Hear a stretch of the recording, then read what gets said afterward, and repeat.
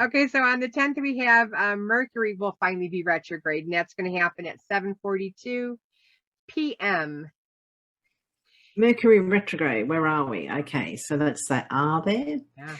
Yeah, so 4 degrees of Gemini. And if you have planets at around about 4 degrees, so say 2 to 6 degrees of Gemini, Sag, Virgo or Pisces, this might be a retrograde period that affects you more than most. And it's going to retrograde back to, I think, about 26 Taurus. It is. Which is interesting because that's around about the degree, it's going to be opposite the degree of the lunar eclipse we've got coming up. So it is. Very interesting. Very interesting on what Mercury is going to, have for us, what kind of energy. Yeah. I think obviously, the communication is going to be, highlighted. So is the world finance.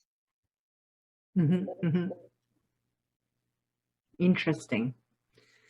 Yeah. So it will retrograde back into Taurus.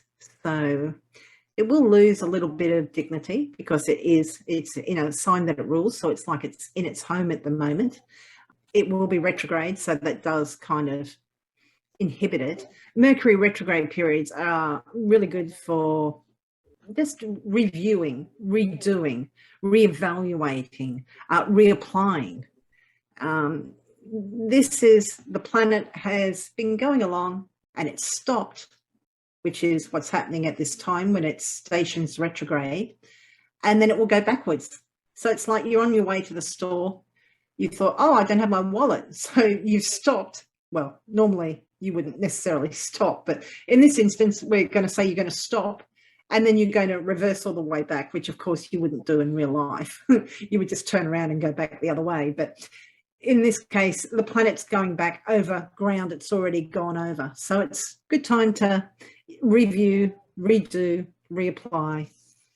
Always good idea to, like Donna was saying earlier, make sure things are backed up.